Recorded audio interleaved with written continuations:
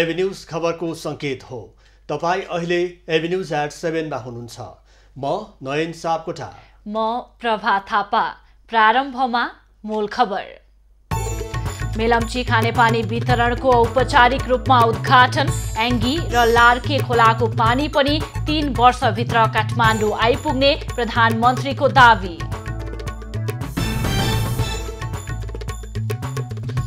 अध्यक्ष ओली पार्टी विभाजन गर्न उद्यत रहेको एमाले नेपाल पक्षको निष्कर्ष। संगठन सुदृढीकरणका लागि देशव्यापी अभियान चलाइने। संवैधानिक निकायहरू सेटिङमा चल्न थालेको माओवादी अध्यक्ष दाहालको आरोप। अधिकार र पहिचानका लागि एकजुट हुन आह्वान। महानगर र सिस्टोलवासी बीचको सहमतिपछि उपत्यकाको फोहोर उठाउन सुरु। शिक्षा र स्वास्थ्य सम्बन्धी माग तत्काल पूरा गरिने कुरामा एकदम सहमति भएको छ। पेट्रोलियम पदार्थमा राजनीति नगर्न व्यवसायीलाई उद्योग मन्त्रीको आग्रह। अनुगमनका नाममा सरकारले पीडा दिने गरेको व्यवसायीको गुनासो। ताइवानमा रेल दुर्घटना हुँदा कम्तीमा 48 जनाको मृत्यु, 81 जना घाइते। उद्धार कार्य जारी।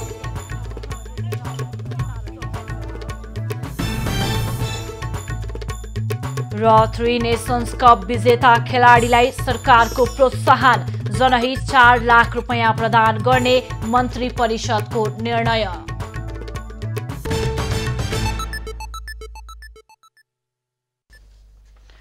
नयन, मेलम्ची खानेपानी वितरणको आज राष्ट्रपति विद्यादेवी भण्डारीले औपचारिक रूपमा उद्घाटन गरेकी छन् र साथसाथै एङ्गी र लार्के खोलाको पानी पनि अबको 3 वर्षभित्र काठमाडौँ आइपुग्ने भनेर प्रधानमन्त्रीले दावी पनि गरेका छन्।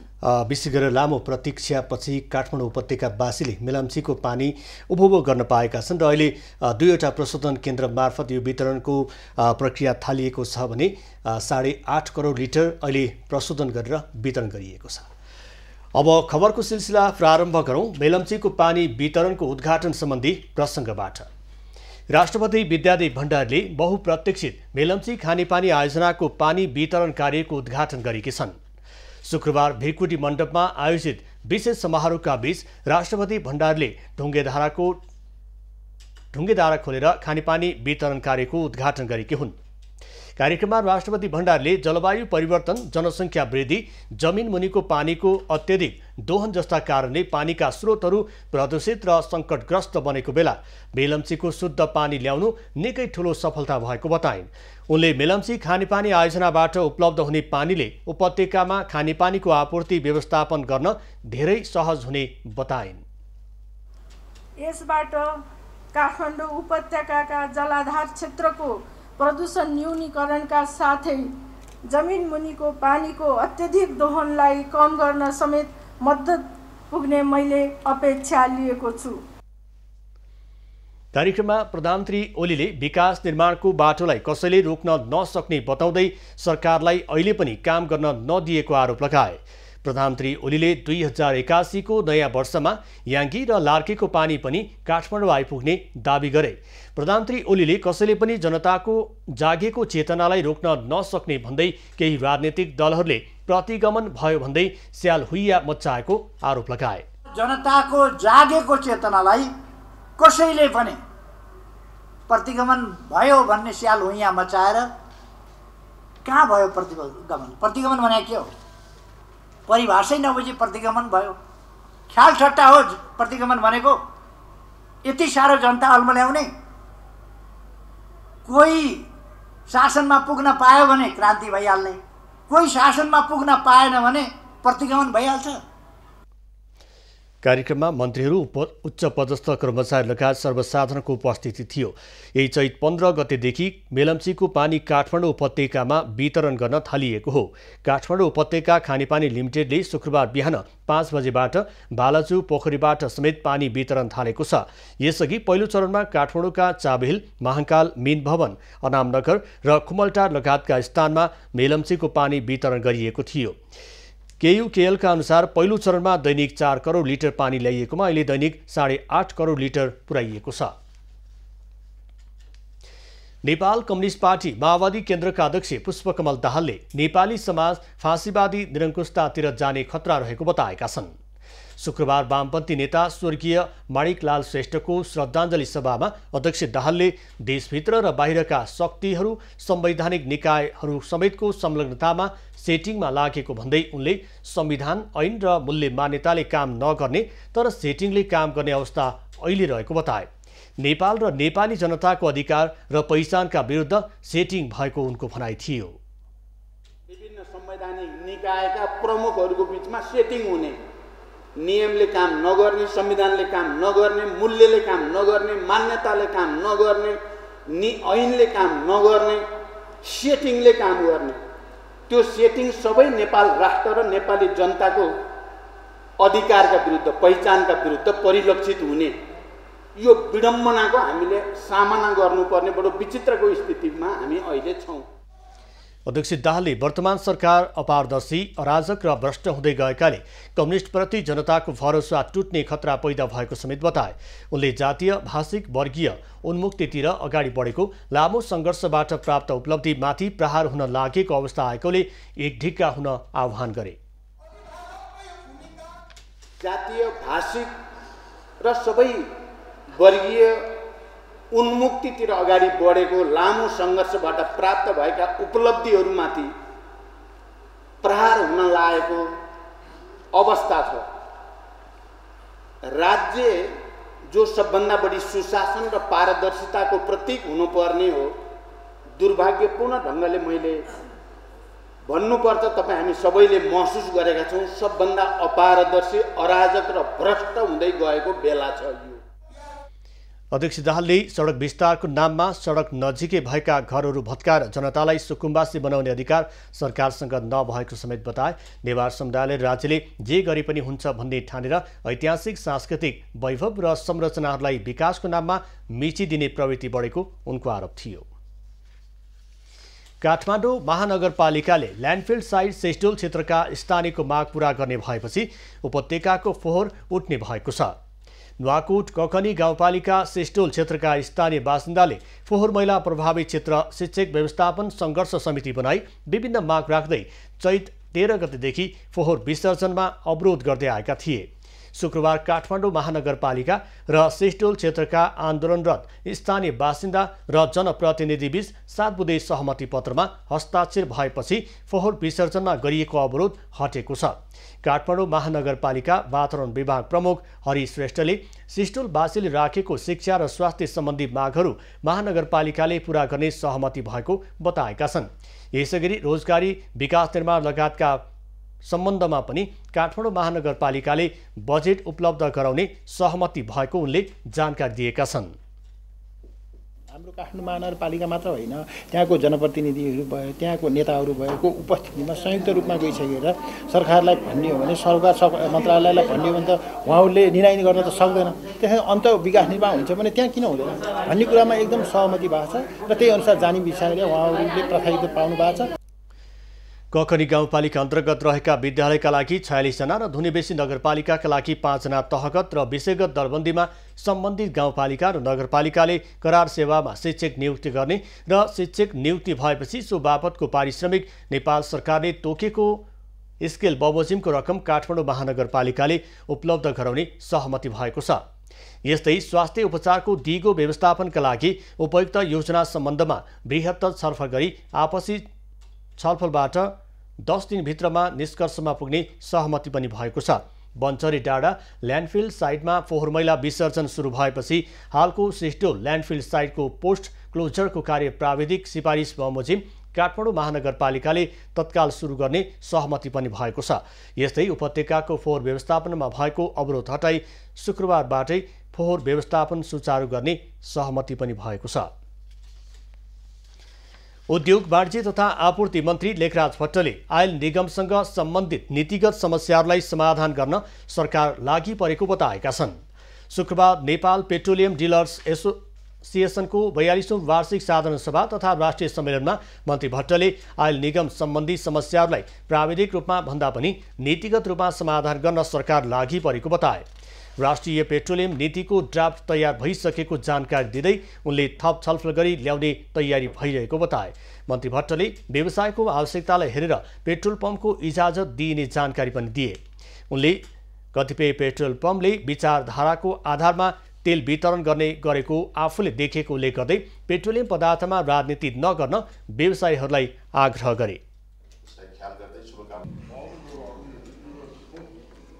विशेष गरी यो त्यतिखेरै एउटा राष्ट्रिय पेट्रोलियम नीति आउनुपर्छ भनेर मैले योजना आयोगको कार्यकक्षमै हामीले छलफल गरेका थियौँ।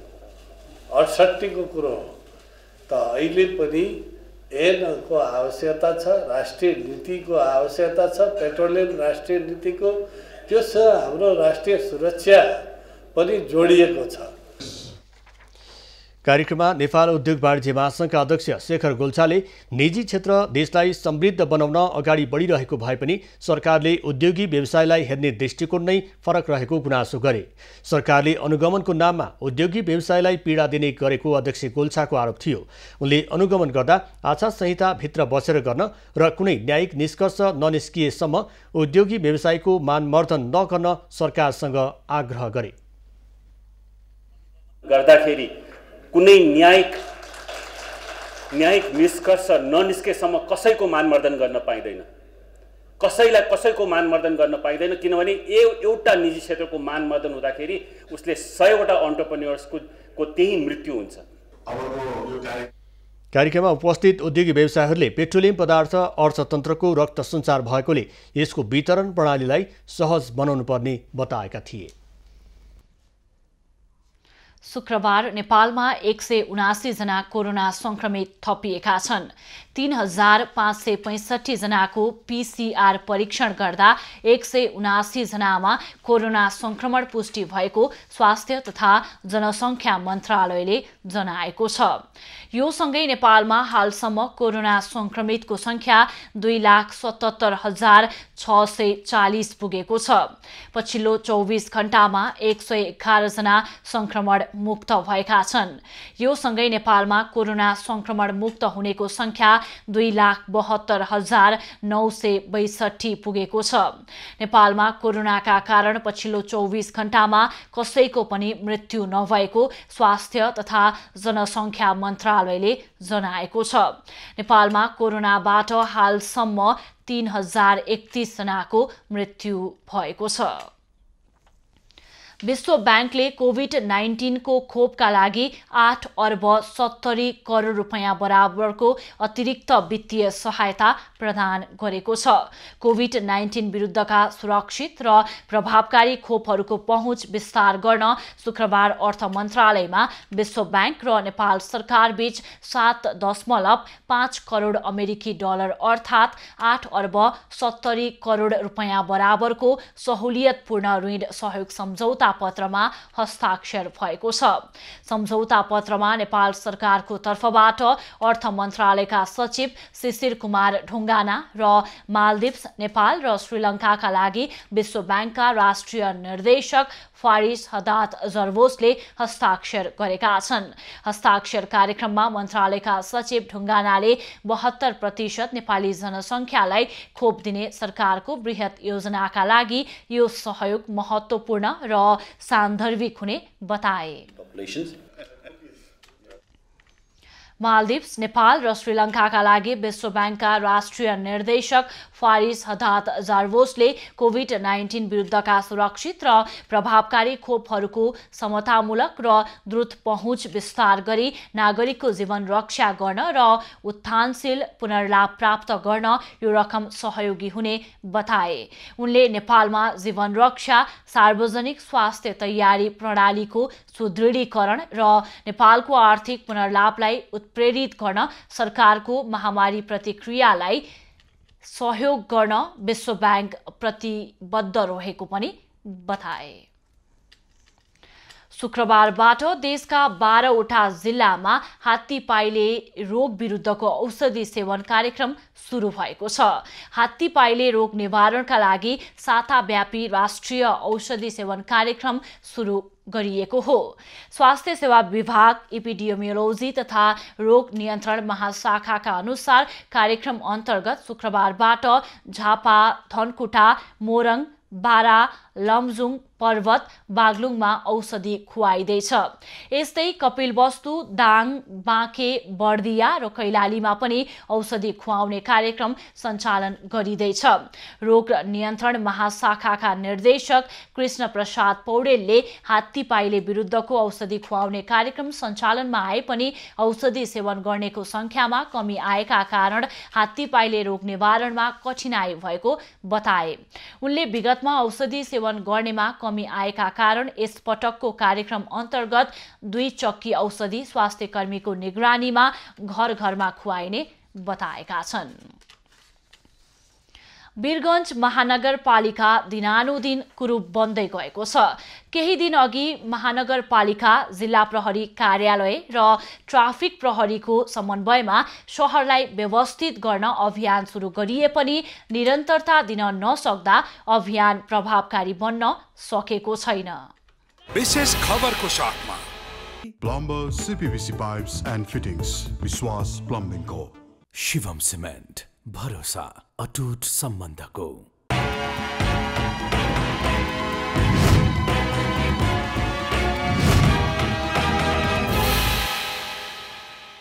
देशकै प्रमुख आर्थिक केन्द्र वीरगञ्ज अस्तव्यस्त बनेको छ। अव्यवस्थित पार्किङ, तरकारी बजार, छाडा चौपाया र सडकपेटी अतिक्रमण लगायतले यो महानगर दिनानुदिन कुरूप बन्दै गएको छ। सहरलाई व्यवस्थित बनाउन महानगरपालिकाले नगर प्रहरी निरीक्षक गरी पुसालको कमान्डमा 17 जना नगर प्रहरी समेत राखेको छ। तर यसरी खटाइएको प्रहरी कहाँ जान्छन्, के गर्छन्, नगरवासीलाई थाहा छैन। वीरगञ्जमा जुन बस पार्क बनेको छ त्यहाँ सिटको कुनै यस्तो व्यवस्था भएको छैन, जस्तै कि यापाङको लागि, वृद्धको लागि, बालबालिकाको लागि यस्तो कुनै व्यवस्थापन अहिलेसम्म भएको छैन। व्यवस्थित तरिकाले मिलाएर राख्यो भने हाम्रो अलि राम्रो पनि देख्छ, सफा पनि देखिन्छ र एक्सिडेन्ट हुने सम्भावना धेरै कम हुन्छ। त्यसले गर्दा एक्सिडेन्ट बढी हुन्छ। बीच चौरीमा, बीच बाटोमा गाडीहरू हिँड्छ, त्यो के हो। बस पार्क, घण्टाघर लगायतका मुख्य चोकहरूमा पार्किङ व्यवस्थित बनाउने कार्यहरू सुरु भए पनि अहिले फितलो हुँदै गएको छ, जसका कारण बस, माइक्रो बस, टेम्पोहरूको टिकट काउन्टर तथा पार्किङ सडकमा हुँदा ट्राफिक अस्तव्यस्त बनेको छ। नगर बसमा महिला, ज्येष्ठ नागरिक, अपाङ्ग, बालबालिका लगायतका लागि आरक्षण सिटको व्यवस्था छैन भने टिकट लिने बेला बिचौलियाहरूले तानातान गर्ने गरेका छन्। अहिलेसम्म त मान्छेहरूले अब भनौँ भने कुनै खास त्यस्तो अब केही खास गरी त्यस्तो हुन खाले प्रशासनले गर्नुपर्ने साधारण जनजीवन मान्छेलाई प्रभावित पार्ने खासले केही मैले त्यस्तो हेरेकै छैन। वीरगञ्ज महानगरपालिकाका मेयर विजय सरावगीले पनि वीरगञ्जको ट्राफिक व्यवस्थापन कमजोर रहेको बताउँछन्। उनले यसका लागि प्रहरी दोषी भएको आरोप समेत लगाएका छन्। बाहिरबाट बसहरू खोल्ने, उनीहरू अहिलेसम्म बस पार्कभित्र गएका छैनन्। त्यो कारणले गर्दा पनि यो समस्या भएको छ। यसमा चाहिँ प्रशासनलाई पटक पटक हामी तागेदा गरिसकेका छौँ। प्रशासनको सहयोगले जुन तरिकाले हुनुपर्छ अहिलेसम्म भएको छैन। छिट्टै जो बसवालाहरू चाहिँ भित्र जाँदैनन्, भित्रबाट खोल्दैन, उनीहरूलाई चाहिँ यहाँबाट रुट इजाजत जुन छ त्यो नै अब खारेज गर्नको लागि पत्र लेख्ने काम हुन्छ। महानगरपालिकाले प्रहरी र प्रहरीले अन्य निकायलाई दोष लगाउने चलन नौलो होइन, तर एउटा निकायले अर्को निकायलाई दोष देखाउनुभन्दा समन्वय गरेर काम अघि बढाई आम नागरिकले राहत पाउनुका साथै महानगरको सौन्दर्य समेत बढ्ने थियो। राजन रौनियार, वीरगञ्ज।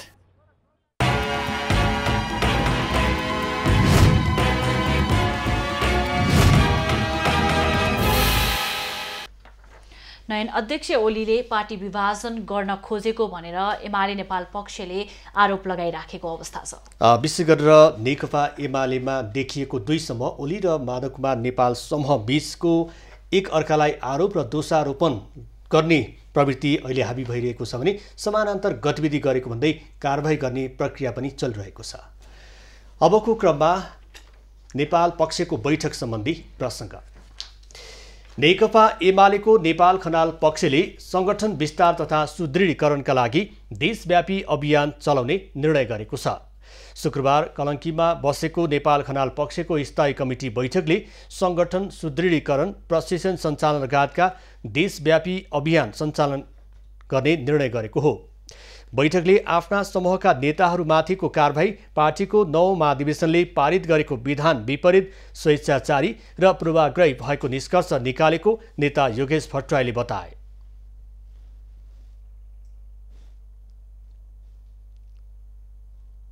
पार्टीको 9औं राष्ट्रिय महाधिवेशनको विधानको विपरीत भएको कारबाही र यो पूर्वाग्रही छ र यसले comrade KP Oli Nepal communist party एमालेलाई विभाजन गर्न उद्यत हुन्छ भन्ने कुरा यसबाट पुष्टि हुन्छ। बैठकले चैत 4 र 5 गते आयोजना गरिएको राष्ट्रिय कार्यकर्ता भेलाले पारित गरेको प्रतिवेदनलाई अन्तिम रूप दिएर कार्यकर्तामाझ वितरण गर्ने निर्णय पनि गरेको छ। बैठकले अध्यक्ष केपी ओली नै पार्टी विभाजन गर्न उद्यत रहेको ठहर पनि गरेको छ। अध्यक्ष ओलीको यस किसिमको कदम रोक्न देशभर समानान्तर संगठन विस्तार गर्ने निर्णय समेत भएको नेता भट्टराईले बताए।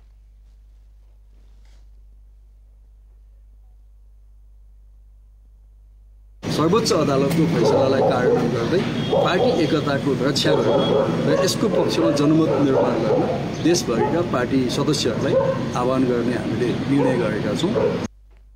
सर्वोच्च अदालतको 23 भागको फैसलाले पार्टीलाई पुरानै अवस्थामा फर्काए पनि पार्टी अध्यक्ष ओलीले त्यसको कार्यान्वयन नगरेको नेपाल खनाल पक्षले आरोप लगाउँदै आएको छ।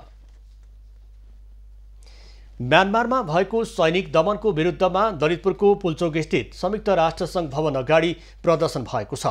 प्रजातान्त्रिक विचार समाज नेपाल, मानव अधिकार संगठन र न्यायका लागि मानव अधिकार सञ्जालले शुक्रबार बिहान संयुक्त रूपमा विरोध प्रदर्शन गरेका हुन्। म्यानमारमा भएको नरसंहारको विरुद्धमा उत्रिएका मानव अधिकार कर्मीहरूले भारत र चीनले समेत दमनको मौन समर्थन दिएको भन्दै विरोध जनाएका छन्। प्रजातान्त्रिक विचार समाज नेपालका वरिष्ठ उपाध्यक्ष कुलचन्द्र वाग्लेले म्यानमारमा भएको नरसंहारको विरुद्धमा छिमेकी राष्ट्रहरू नै चुप लागेर बसेको भन्दै आपत्ति जनाए। मानव अधिकार कर्मीहरूले म्यानमारमा सैनिक दमन बन्द कर, मानव अधिकार उल्लङ्घन बन्द कर, सैन्य शासनद्वारा गरिएको नरसंहारको घोर भर्त्सना गर्दछौं लगायतका नारा लेखिएको ब्यानर र प्लेकार्ड बोकेर प्रदर्शन गरेका थिए। सभामुख अग्निप्रसाद सापकोटाले संसदलाई प्रभावकारी बनाउन लागि परेको बताएका छन्। शुक्रबार संसदीय मामिला पत्रकार समाजका नवनिर्वाचित पदाधिकारीहरूलाई बधाई दिँदै संसदलाई प्रभावकारी बनाउन आफू लागि परेको बताएका हुन्। उनले संसदका राम्रा नराम्रा कामको तुलना गर्न समाजलाई आग्रह समेत गरे। गरेका राम्रा कामहरू संघीय संसदबाट, प्रतिनिधि सभाबाट गरेका राम्रा कामहरूको जनताले मूल्याङ्कन गर्ने अवसर पाउँछन् र नराम्रा कामहरू चाहिँ औँल्याउने मौका पाउँछन्। आफ्नो हातमा नतिजा नआए पनि आफूले निरन्तर परामर्श गरिरहेको जानकारी दिँदै सभामुख सापकोटाले संसदलाई प्रभावकारी बनाउन सबै क्षेत्रको सहयोग आवश्यक रहेको तर्क गरे। भूमि व्यवस्था, सहकारी तथा गरिबी निवारण मन्त्री शिवमाया तुमाम्फेले ऐनभित्र बसेर काम गर्न सहकारी अभियन्ताहरूलाई आग्रह गरेकी छन्। शुक्रबार 64औं राष्ट्रिय सहकारी दिवसको अवसरमा आयोजित कार्यक्रममा मन्त्री तुमाम्फेले ऐन कार्यान्वयन गर्न सरकार र अभियन्ता मिलेर नभई आफ्नो क्षेत्रबाट लागेको बताइन्। ऐन नियम, कार्यविधि र नियमावली अनुसार चल्दा मात्रै सफलता हासिल गर्न सकिने उनको भनाइ छ। सम्बन्धित सहकारीले आफ्नो अभियान चलाइरहेको अवस्था छ र सरकारले पनि यो सहकारीलाई कसरी नियमन गर्ने भन्ने आफ्नो ठाउँबाट स्वयं ऐन बनाएर विभिन्न निर्देशिकाहरू केही बने, केही बन्न बाँकी छन्, केही ड्राफ्टमा छ, प्रक्रियामा छ, यसरी कामहरू गर्ने गरेको अवस्था छ। सहकारी दिवसको अवसरमा विभिन्न सहकारी संस्था, खेलाडी, कर्मचारीहरूलाई सम्मान गरिएको थियो। सञ्चार तथा सूचना प्रविधि मन्त्री पार्वत गुरुङले दूरसञ्चार सेवालाई प्रभावकारी बनाउन कुनै कसर बाँकी नराख्ने बताएका छन्।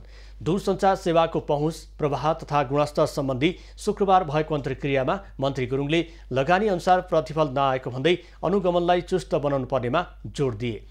मन्त्री गुरुङले दूरसञ्चार क्षेत्रको विकासका लागि प्रदेश तथा आवश्यक परेको खण्डमा स्थानीय तहसँग पनि छलफल गर्दै डिजिटल नेपाल, स्मार्ट नेपाल र समृद्ध नेपाल बनाउने प्रतिबद्धता समेत व्यक्त गरे।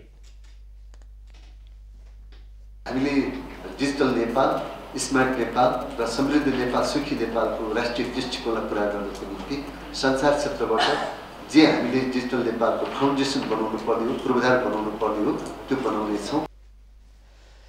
कार्यक्रममा सांसद शेरबहादुर तामाङले आइटी क्षेत्रलाई प्रभावकारी बनाउन पहल गर्नुपर्नेमा जोड दिए। सार्वजनिक खरिद ऐनले खुट्टा बाँधेको उल्लेख गर्दै उनले यसलाई केही खुकुलो बनाउनतर्फ ध्यान दिनुपर्ने बताए। सांसद तामाङले नेपाल टेलिकमको सौन्दर्य टेलिकमले नै बिगार्ने काम गरेकाले वायरलेस प्रविधिमा जान सुझाव समेत दिए। यसको निम्ति पनि हामीले मान्यजीहरूको र जुन मान्यजीहरूले उपभोक्तासँग खोइ भन्ने कुरो लाए, मान्यजीहरूले उपभोक्ताको त्यत्रो एउटा मत ल्याएर विजय गरेको मान्यजीहरूले तपाईँले प्रतिनिधित्व गर्नुभएको नै तपाईँहरूको हामी उपभोक्तासम्म जानको नसकेर मान्यजीहरूसँग हो। कार्यक्रममा सांसद प्रेम सुवालले नेपाल टेलिकमका कर्मचारीको घरमा समेत निजी प्रदायकै सेवा लिनु दुःखद भएको उल्लेख गर्दै टेलिकमप्रतिको विश्वास घट्दै गएको आरोप लगाए। उनले निजी सेवा प्रदायक दुर्गममा जान बाध्य पार्ने नियम बनाउनु पर्नेमा जोड दिए। गुणस्तर चाहिँ कम भएको छ। यसको निम्ति एनटिएले एउटा र हाम्रो मन्त्रालय विशेष त हामी संयुक्त रूपमा नै यसको निम्ति चाहिँ सेवा प्रदायक संस्थाहरूले गरिरहेको सेवा र हामी एनटिसीले गरेको सेवा र एनटिएले गरेको जुन किसिमको एउटा सेवा प्रदायकलाई दिएको कुरोको एउटा हामीले अनुगमन गर्नुपर्ने, त्यो सेवालाई कसरी प्रभावकारी बनाउनु पर्ने कुरोको चाहिँ हामी छिटो एउटा त्यसको अनुगमन गर्नुपर्ने आजको यो धेरै छलफलबाट हाम्रो निष्कर्ष त्यो रहेको। सांसदहरूले सरकारको प्रतिनिधित्व भएको संस्थाले राम्रो काम गर्न नसक्ने तर निजी क्षेत्रले राम्रो काम गरेको भनेर बयान दिनु राम्रो नभएको बताएका थिए। ओखलढुङ्गा र रामेछापको सीमावर्ती लिखु नदीमा निर्माण भइरहेको लिखु 4 जलविद्युत आयोजनाका लागि बनाइएको सुरुङका कारण वातावरणमा गम्भीर प्रभाव देखिन थालेको छ। सुरुङका कारण कतै बोट बिरुवा र बाली नालीमा असर देखिएको छ भने कतै खानेपानीका मुहान नै सुकेका छन्। निर्माण सम्पन्न हुने चरणमा रहेको 52.4 मेगावाट क्षमताको लिखु 4 जलविद्युत आयोजनाका लागि बनाइएको सुरुङका कारण ओखलढुङ्गाको खिजीदेम्बा गाउँपालिकाका केराबोटे, साल्पु, फूलडाँडा, भदौरे लगायतका गाउँको वातावरणमा प्रत्यक्ष प्रभाव परेको छ। केही समय अघि आयोजनाले निर्माण गरेको सुरुङमाथिको जमिनमा भएका बोट बिरुवा र बाली नाली सुक्न थालेका छन्। खाद्य बाली उत्पादन हुन छाडेको छ। ब्लास्टिङ विस्फोटको कम्पनका कारण यी गाउँमा भएका खानेपानी र सिँचाइका मुहानहरूमा प्रभाव परेको छ। कुनै कम्पनी इधर उधरबाट कतैबाट पनि क्षतिपूर्ति हुने पाइएको छैन र हाम्रो खेत बारीदेखि लिएर हरेक बिग्रिरहेछ। हाम्रो यो ठाडोको लगभग यो सुरुङ एरियाको माथिबाटको सबै हाम्रो यो बोट बिरुवा देखिहाल्नुभयो, सबै मरेर गइसके होइन। सिँचाइको लागि हेर्नु भने सिँचाइ र केही पनि छैन, पानी सुकेर गए, क्षतिपूर्ति पाइँदैन। हामीलाई साह्रो गाह्रो परिरहेको अवस्था छ। यही घर वरिपरि हामीले तरकारीहरू लगाएका थियौँ, तरकारीहरू पनि केही पनि हुन सकेन। केरा र कफी थियो सर, त्यो केरा र कफी पनि भएन, हेर्दा पनि हुन्छ। यसपालि चाहिँ भएन, यसपालि भएन सर। त्यही भएर सबै जरासँग मरेपछि हामीले उखालेर फाल्यौँ। लिखु 4 जलविद्युत आयोजना निर्माण गरिरहेको प्रवर्धक कम्पनी ग्रीन भेन्चर्स प्राली भने सुरुङ निर्माण गर्दा खानेपानीका मुहानहरू नसुक्ने दाबी गर्दै आएको छ। यसरी बोट बिरुवा, बाली नाली र खानेपानीका मुहानमा प्रभाव पर्नुमा जलवायु परिवर्तनलाई दोष देखाइरहेको छ। अहिले अब ग्लोबल वार्मिङ लगायतका विभिन्न वातावरणीय प्रतिकूलताका कारण भएका जति पनि स्प्रिङ वाटरका चिजहरू जति पनि छ ती सुक्ने क्रम त छँदैछ, त्यो सबैले स्वीकार्नै पर्छ। तर सुरुङकै कारणले चाहिँ यो मुहानहरू सुकेको भन्ने कुरामा चाहिँ हामी सहमत छैनौँ। ग्रीन भेन्चर्सले क्षतिपूर्ति मूल्याङ्कन समिति गठन गरेर आयोजना सम्पन्न गर्ने हेतुले मात्रै बालीको क्षति र जग्गाको क्षतिको क्षतिपूर्ति स्थानीयलाई उपलब्ध गराउँदै आएको छ। तर पनि कतिपयले क्षतिपूर्ति अझै नपाएको गुनासो गर्दै आएका छन्। स्थानीयमा दीर्घकालीन रूपमा परेको प्रभावका विषयमा आयोजनाले सम्बोधन गरेको छैन। हामीलाई त्यस्तो दीर्घकालीन असरको बारेमा त्यसरी पनि हामीलाई अधिकार दिएको अवस्था होइन एउटा पहिलो कुरा चाहिँ।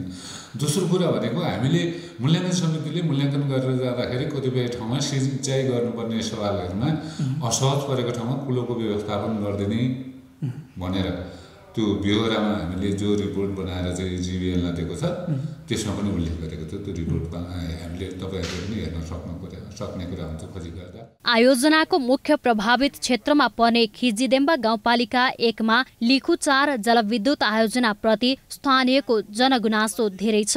आयोजना सम्पन्न गर्ने हेतुले मात्रै ग्रीन भेन्चर्सले स्थानीयलाई झुटा आश्वासन दिएर विभिन्न सम्झौता समेत गर्ने गरेको छ। यसरी आयोजनाले आयोजनाबाट परेको प्रभाव, स्थानीयका गुनासा र मागलाई बेवास्ता गर्दै जाने हो भने यहाँका स्थानीयको जीविकोपार्जनमै धक्का पुग्ने देखिन्छ। एभिन्यूज खबरका लागि ओखलढुङ्गाबाट नवराज कार्कीको रिपोर्ट। बाँकेको विकट पालिकाको रूपमा चिनिने राप्ती सोनारी गाउँपालिकाले बिस्तारै विकासमा फड्को मार्न थालेको छ। सडक, विद्युत जस्ता पूर्वाधार विकासमा गति लिएपछि पालिकाको मुहार फेरिन थालेको छ। केही समय अघिसम्म अन्ध्यारोमा रहेका राप्ती सोनारीका 2, 3 र 4 पालिकाले आफ्नै लगानीमा झलमल्ल बिजुली बालेको छ।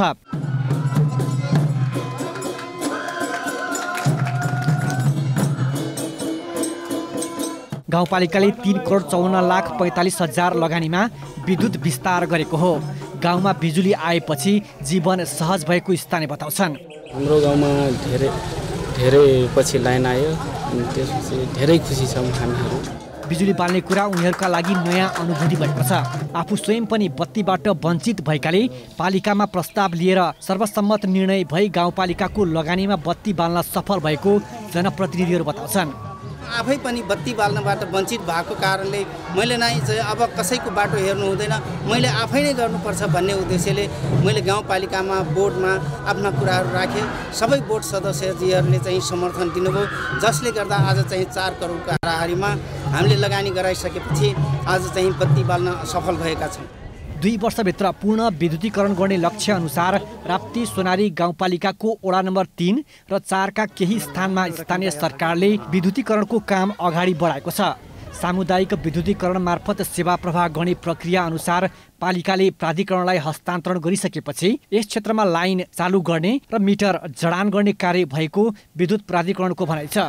त्यो लाइनहरू चाहिँ नेपाल विद्युत प्राधिकरणले लिएको छ भने गाउँपालिकाले हस्तान्तरण गरेको छ। त्यही अनुरूप चाहिँ हाम्रो चाहिँ अहिले जुन मिटर जडानको कामहरू अथवा लाइन चालु गर्ने कामहरू चाहिँ अगाडि बढिरहेको छ। बत्तीमुनिको अँध्यारो भने जस्तै सुगम जिल्लाको दुर्गम भनेर चिनिने राप्ती सोनारी गाउँपालिकाको वडा नम्बर 3 र 4 का केही भागका झण्डै 1300 बासिन्दाले पुस्तौँदेखि बिजुली बाल्न पाएका छैनन्। लामो समयपछि बिजुली गाउँमा आएकाले गाउँपालिकाका जनप्रतिनिधि, कर्मचारीदेखि स्थानीयले बाजागाजा सहित र्याली निकालेर बिजुलीको उद्घाटन कार्यक्रममा सहभागी भए। नेपालगञ्ज ब्युरोको रिपोर्ट। बागलुङको बडीगाड गाउँपालिका 10 दर्लिङ बल्देधुरी घटनामा संलग्न रहेको आरोपमा पक्राउ परेका अभियुक्त प्रहरीले सार्वजनिक गरेको छ। जिल्ला प्रहरी कार्यालय बागलुङमा पत्रकार सम्मेलन गरी घटनामा संलग्न रहेको आरोपमा पक्राउ परेका 8 जनालाई सार्वजनिक गरेको हो। सार्वजनिक गरिएकामा बागलुङ जिल्ला बडीगाड 10 दर्लिङ खोलाका रेशम बुढा मगर, मिलन बुढा, कुमार छन्त्याल, जनबहादुर बुढा, तीर्थलाल बुढा, सूर्य बुढा र ढाल बहादुर बुढा रहेका छन्। गत आइतबार होली खेल्ने क्रममा भएको झडपमा 2 जनाको ज्यान गएको थियो। ज्यान गुमाउनेमा निसी खोलाका 36 वर्षीय प्रकाश कुँवर र 34 वर्षीय दीपक दमाई रहेका थिए। ललितपुर जिल्लाको दक्षिण भेगमा अवस्थित ऐतिहासिक नगर खोकनामा रुद्रायणी देवी मन्दिरको जीर्णोद्धार हुने भएको छ। मन्दिरको गजुरको विशेष पूजाआजा गरी जीर्णोद्धारका लागि साइत जुराइएको थियो।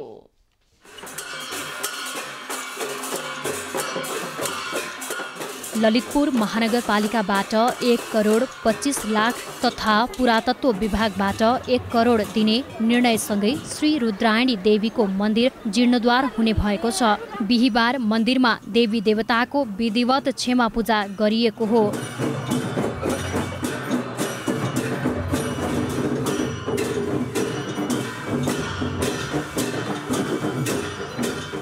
देवी देवताको क्षमा पूजासँगै मन्दिरबाट मूर्ति झिकी मन्दिर अगाडिको पार्टीको माथिल्लो तलामा देवीको मूर्तिलाई प्रतिस्थापन गरिएको हो। विभिन्न सांस्कृतिक बाजागाजाका साथ देवी देवताको मूर्ति झिकी मन्दिर प्राङ्गणको चैत्य परिक्रमा गराई पार्टीमा देवीको मूर्ति राखिएको हो।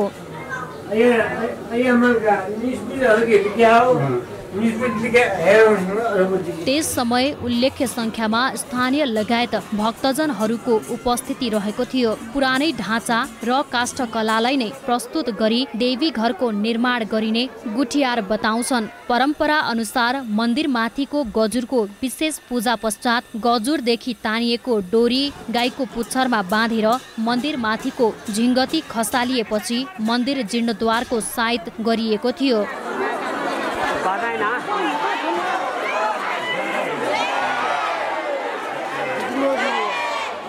सो कार्यक्रममा ललितपुर नगरपालिकाका मेयर चिरीबाबु महर्जन तथा पुरातत्वविदहरूको समेत सहभागिता रहेको थियो।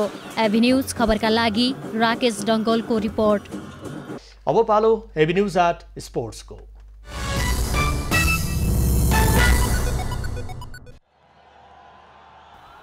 नेपाल सरकारले थ्री नेसन्स कप विजेता नेपाली राष्ट्रिय फुटबल टिमका सदस्यलाई जनही 4-4 लाख रुपैयाँ प्रदान गरी सम्मान गर्ने भएको छ। शुक्रबार बिहान बसेको मन्त्री परिषदको बैठकले विजेता खेलाडीलाई जनही 4-4 लाख रुपैयाँ दिने निर्णय गरेको परराष्ट्र मन्त्री प्रदीप कुमार गेवालीले जानकारी दिए। नेपालले फाइनलमा बङ्गलादेशलाई 2-1 ले पराजित गर्दै उपाधि जितेको थियो। नेपालले 37 वर्षपछि दोस्रो रङ्गशालामा उपाधि उचालेको थियो। यसअघि सन् 1984मा नेपालले पहिलो साफमा स्वर्ण दोस्रो रङ्गशालामा जितेको थियो।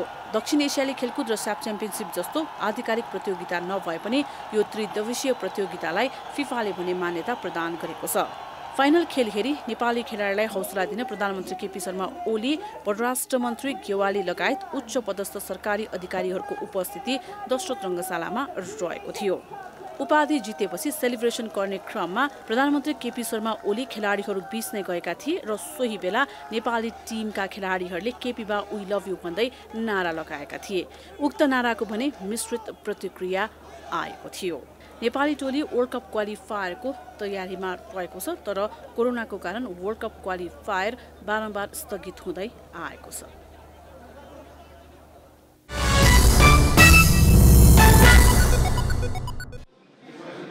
एएफसी कप 2021 अन्तर्गत दक्षिण एसिया प्रारम्भिक छनौटको प्लेअफमा नेपालको त्रिभुवन आर्मी फुटबल क्लबले श्रीलङ्काको पुलिस स्पोर्ट्स क्लबको सामना गर्दैछ। यो खेल दोस्रो रङ्गशालामा चैत 25 गते हुनेछ। खेल फ्लड लाइटमा साँझ 5:30 बजे हुने नेपाली सेनाले जनाएको छ। फ्लड लाइटमा खेलाइने उक्त खेलमा भने दोस्रो रङ्गशालाको क्षमताभन्दा आधा दर्शकलाई मात्र प्रवेश दिइने बताइएको छ। एसियन फुटबल कन्फेडरेसन एएफसीले अखिल नेपाल फुटबल संघ एन्फा र नेपाली सेनाको लागि यो मापदण्ड तय गरिदिएको हो। नेपाली सेनाले पत्रकार सम्मेलन आयोजना गर्दै साधारण पाराफ्रितर्फ 300 र भिआइपी तर्फ 500 रुपैयाँ टिकट तोकेको छ। एएफसीले सार्वजनिक गरेको खेल तालिका अनुसार दक्षिण एसियाको प्लेअफ छनौटबाट अघि बढ्ने टोली एएफसी कपको समूह डीमा रहनेछ। आर्मीले दक्षिण एसियाबाट प्लेअफ जित्दै समूह चरणमा स्थान बनाउन 3 नकआउट खेल जित्नुपर्नेछ। पहिलो खेलमा आर्मीले श्रीलङ्का पुलिसलाई पराजित गरे दोस्रो खेलमा भारतको बेङ्गलुरु फुटबल क्लबको सामना गर्नेछ। बेङ्गलुरु विरुद्धको खेल भने 14 अप्रिलमा गोवा स्थित जीएमसी रङ्गशालामा हुनेछ। उक्त खेल जितेमा आर्मीले 21 अप्रिलमा प्लेअफ फाइनल खेल्नेछ। प्रतियोगिताको समूह डीमा दक्षिण एसियाका 4 टोली समावेश हुनेछन्। प्लेअफबाट 1 टोली छनौट हुँदा 3 टोलीको स्थान भने पक्का भइसकेको छ। भारतको एटीके मोहन बगान, बङ्गलादेशको वसुन्धरा किङ्स र मल्दिभ्सको माजिया स्पोर्ट्स घरेलु लिगको स्थानका आधारमा समूहमा स्थान बनाउन सफल भइसकेका छन्। समूह चरणका खेलहरू 14 मेदेखि सुरु हुनेछ। प्लेअफका छनौट भने 7 अप्रिलदेखि नै सुरु हुनेछन्। आर्मीले एएफसी क्लब लाइसेन्स प्राप्त गरेपछि लिग च्याम्पियन मच्छिन्द्रको स्थानमा एएफसी कप खेल्ने मौका पाएको हो। यो खेल आयोजनाको लागि अखिल नेपाल फुटबल संघ एन्फाले प्राविधिक सहयोग गर्नेछ। यसबाहेक त्रिभुवन आर्मी क्लबले नै सम्पूर्ण जिम्मेवारी सम्हाल्नु पर्नेछ। टिकटबाट उठेको सम्पूर्ण रकम पनि त्रिभुवन आर्मी क्लबकै हुनेछ। यही खेलको तयारीमा त्रिभुवन आर्मी क्लबले थ्री नेसन्स कपकै दौरान किर्गिस्तानको अन्डर 23 टिमसँग खेलेको थियो भने सो खेल गोलरहित बराबरीमा सकिएको थियो।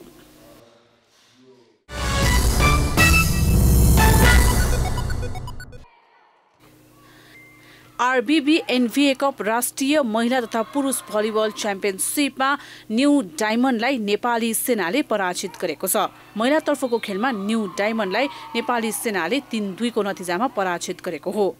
नेपाली सेनाले 25-17, 20-25, 25-23, 15-25 र 15-12 ले न्यू डायमन्डलाई पराजित गर्दै विजयी सुरुवात गरेको छ। यसैगरी अर्को खेलमा पनि एपीएफले ढोरपाटन स्पोर्ट्स क्लबलाई अत्यन्त सहज नतिजामा हराएको छ। प्रतियोगिताकै दावेदार एपीएफले 25-3, 25-9 र 25-5 ले खेल आफ्नो पक्षमा पारेको छ। ढोरपाटनको भने यो लगातार दोस्रो हार हो। यसअघि ढोरपाटन न्यू डायमन्डसँग पराजित भएको थियो। अर्को खेलमा नेपाल प्रहरीले भरतपुर महानगरपालिकालाई 25-4, 25-8 र 25-12 को सोझो सेटमा हराएको छ। यसरी नेपाल प्रहरी पनि विजयी सुरुवात गर्न सफल भएको छ। पुरुषतर्फ भने हेल्प नेपालले नयाँ बजार सामाजिक युवा क्लबलाई 3-1 ले हराएको छ। हेल्प नेपालले 25-14, 23-25, 25-22 र 25-16 ले खेल आफ्नो पक्षमा पारेको हो। प्रतियोगितामा पुरुषतर्फ 7 र महिलातर्फ 6 टिमको सहभागिता रहेको छ।